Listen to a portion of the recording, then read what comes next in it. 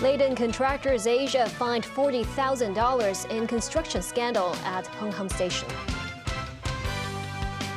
Vladimir Putin praises citizens for staying united against traitors, while the Wagner Group chief says he was not trying to overthrow the Russian government. And in Toronto, Olivia Chow, now the first Chinese Canadian to become the mayor of Canada's largest city.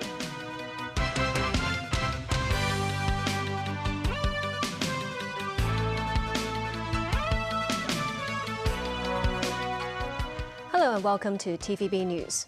A court has fined Leighton Contractors Asia $40,000 for an offense in connection with a corner-cutting scandal involving Hong Kong's most expensive railway line, the Sha Tin Central Rail Link. The Buildings Department prosecuted Leighton, the project's main contractor, for the shoddy work. The delay caused by the scandal partly contributed to the project ending up more than $20 billion over budget. 5 years after the Sha Tin to Central Link scandal came to light, which led to cost overruns in the billions and a year-long delay of opening dates, the poor workmanship saw 2 to 3% of steel bars in the support walls being cut short, with extra reinforcement works needed. An independent investigation committee commissioned by the previous administration has asked the project's main contractor, Leighton Construction Asia, to shoulder responsibility for the serious omissions. The Buildings Department later prosecuted Leighton for violating the buildings ordinance. Leighton pleaded guilty before the 12-day trial slated to begin today. In mitigation, the defendant's lawyer said Leighton has been in operation in Hong Kong for 45 years. The 5-year Sha Tin to Central Rail project involved more than 8,000 laborers. The technical problems have been fixed before the construction project wraps up too, the lawyer added. In sentencing, the judge said Leighton has a social responsibility as the construction irregularities have affected the life of Hong Kong residents. But the judge admits the defendant's argument that the plant room in question accounts for a very small area. No obvious cracks were found and no casualties were involved. The contractors rectified the problems too. While the maximum penalty in such cases stands at $1 million, the judge said the engineering blunder is not the most serious. Considering the defendant had pleaded guilty, the court handed down a fine of $40,000. Jason Poon, who chairs concern group ChinaNet Monitor, also the whistleblower who exposed the scandal, slammed the government for letting Leighton off the hook. Lawmaker Michael Tien, who's a former chairman of the Kowloon Canton Railway Corporation, said the prosecution this time only targeted a small area of the entire Hong Kong Station extension site. Defective, mismatched, and improperly screwed rebars and couplers were not mentioned. He is worried it would set a bad example, especially for public construction works in future. Bidding on these things based on cost, right? And if the perception is that, well, you can do less in terms of meeting the government standard, and at the end, the court will probably rule that there's no effect on safety and structure. That is a very, very bad precedent. The construction of the Sha Tin Central Rail Link cost some $91 billion. That's around $20 billion more than its initial estimate. More than 6,000 people arrested during the social unrest in 2019 and 2020 have not been prosecuted as of now. Police Commissioner Raymond Siu said investigations are still underway and the remaining cases are more complicated than expected. Among the 10,000 people arrested, some are serving time or facing trials. But for over 6,000, it's not sure yet whether the police will initiate prosecution or close the files. Meanwhile, some 35,000 crime cases were recorded in the first 5 months of this year. That's over 40% more than the same period last year. With a sharp rise in scam cases, the police chief said campaigns have been launched to raise public awareness. In view of the recent spate of knife attacks, he said patrols have been stepped up in crowded locations, including the use of back-end support staff, Marine police officers, and police tactical unit trainees. More patrols will be deployed on the July 1st handover anniversary as well. After the Transport Department completed its first day of high-profile checks on possible abuse of the $2 public transport fare scheme, the CE believes the measure has served to deter such illegal activities. John Lee said he hopes the stepped-up checks will emphasize the severity of abusing the concessionary fare scheme. He also believes the move can educate the public about the legal consequences of breaking the law. Lee stressed that even after the current efforts come to an end, authorities will continue to perform random checks across public transport systems to ensure the concessionary fare scheme is used only by eligible persons. Overseas, Russian President Vladimir Putin has praised citizens for staying united against traitors after an attempted weekend revolt fizzled out. He blasted the Wagner private military group for playing into the hands of Ukraine and its allies, without mentioning its leader Yevgeny Prigozhin. Prigozhin, meanwhile, defended his actions, saying he was not trying to overthrow the government of his former close ally, Putin. Nasi Karim with more. In the aftermath of a failed mutiny, Russian President Vladimir Putin wants to make it clear that he's still in charge. In his first public address since Wagner chief Yevgeny Prigozhin's aborted march on Moscow, Putin lashed out at rebels who were willing to shoot at their own. He said it was exactly what the neo-Nazis in Kiev and their Western patrons wanted, for Russians to kill each other. Putin also acknowledged the loss of lives, paying tribute to pilots killed while pursuing the Wagner convoy during its journey from the southern city of Rostov-on-Don. Russian military bloggers estimate more than a dozen pilots died and at least 4 aircraft were shot down. Putin was later seen meeting with his security chiefs, including Defense Minister Sergei Shoigu, who Prigozhin was determined to oust. Prigozhin also broke his silence, though his whereabouts are unclear, after he was granted exile in Belarus in exchange for Moscow dropping treason charges against him. He said it was not his intention to overthrow the government, but a march against injustice. He said they'd turn back to avoid shedding Russian blood. Prigozhin, whose forces helped capture the town of Bakhmut in Donetsk, has long feuded with Shoigu. The Wagner group chief accuses Shoigu of incompetence in his handling of the Ukraine war. Prigozhin is also unhappy at Moscow's demand that his fighters must sign contracts with the defense ministry. Members of Wagner's 25,000-strong army have been told to either sign up or return to their families. Washington, meanwhile, is keen to distance itself.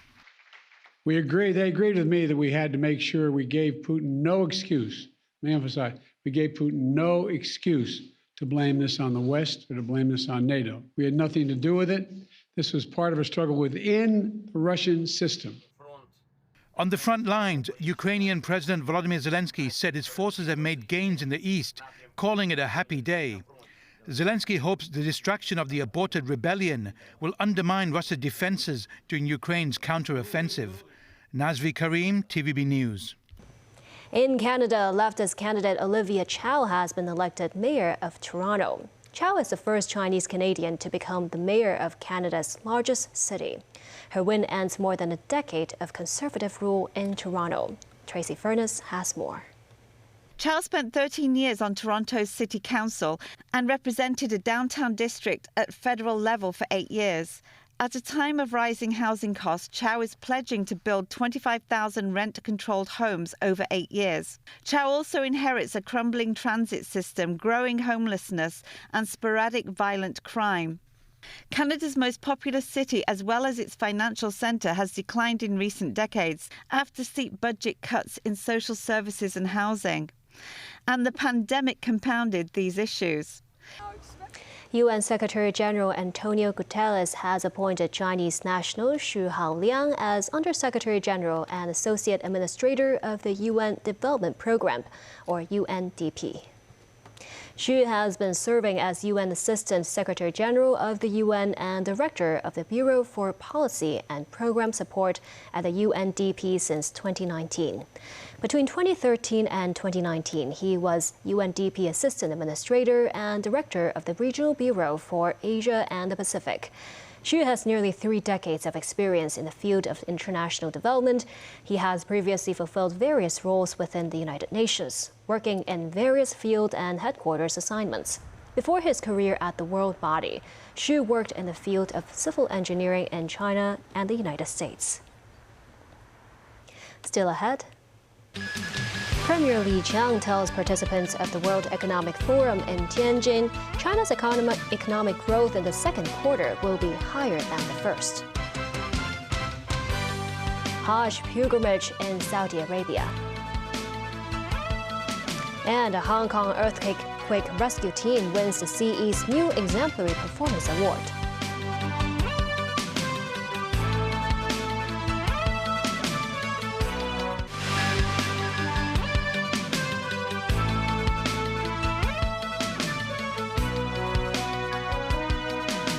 Welcome back.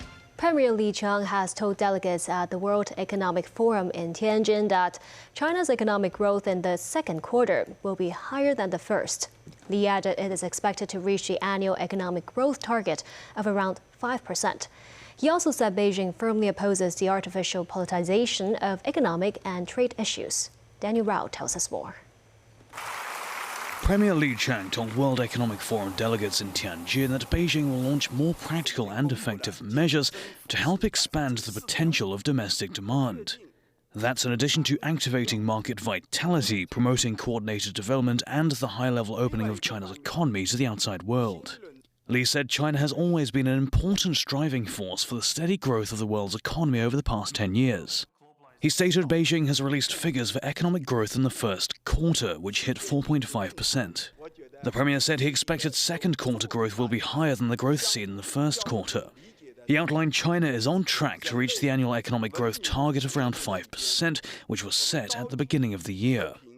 However, despite Li's statements, several major banks have slashed their 2023 GDP growth forecasts for China.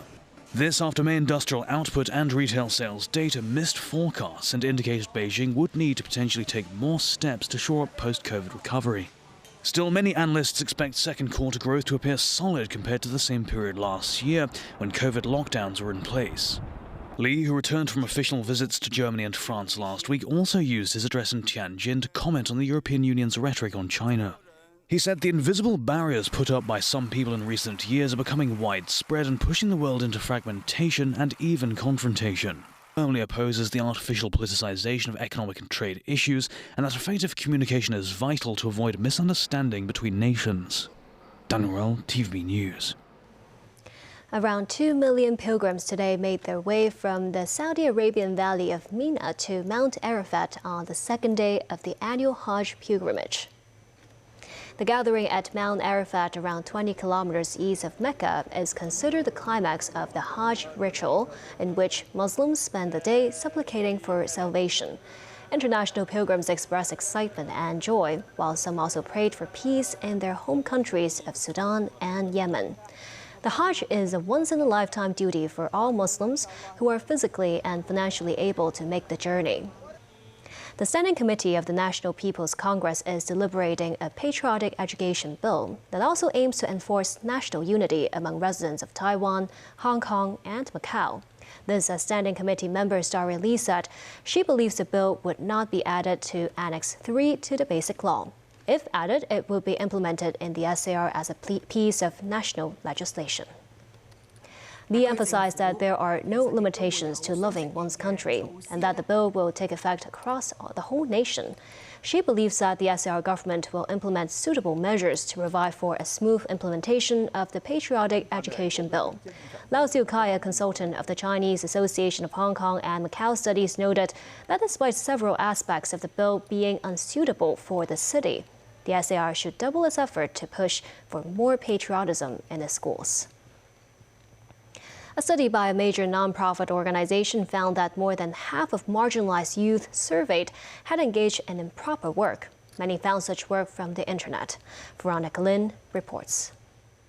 From last December to February this year, the Youth Crime Prevention Center of the Hong Kong Federation of Youth Groups surveyed around 370 marginalized youth aged 12 to 24. Over half of those interviewed had engaged in improper work, among which 70% were illegal activities. These activities include getting involved with triads, violence, drugs, criminal damage of property, and prostitution. Unlike common stereotypes, over 90% of the subjects were either employed or at school. More than half were from complete families. However, most of them saw improper and unlawful work as a quick way to make money. Compensating dating, private shooting, all kinds of these invitations are rather dangerous. On the one hand, you may have a chance to earn quick money, but on the other hand, you put yourself at a very high risk. Nowadays, internet use is commonplace, and youths can often access it in private, and some of them may become victims of scams. To minimize the risk, the group believes the key is more education at school, as well as better communication at home. Parental monitoring is not easily administered.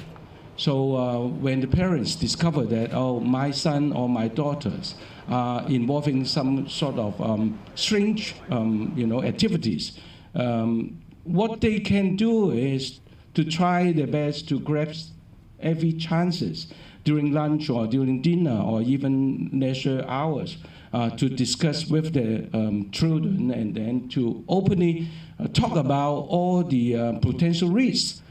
During the pandemic, cybercrime skyrocketed. More teenagers are becoming victims of internet crimes whilst committing crimes themselves to retaliate against society. Veronica Lane, TVB News. A Hong Kong rescue team that was sent to Turkey earlier this year to help find earthquake survivors has become the first recipient of the Chief Executive's new Exemplary Performance Award. This as the CE recounted his administration's work during its first year in office.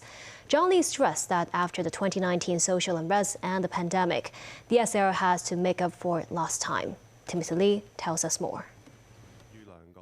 Chief Executive John Lee is just days away from reaching the one-year anniversary of becoming the city's leader.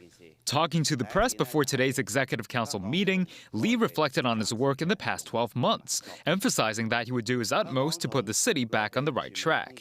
My experience and feeling about this year is there is a lot of things that require us to do. The demand of the work is heavy. We have lost 3 years' time because of COVID and also because of the 2019 violence and chaos. So there are a lot of things we would have liked to do, but didn't do as we wish because of the two problems. That is why I emphasize on the need to listen to different views.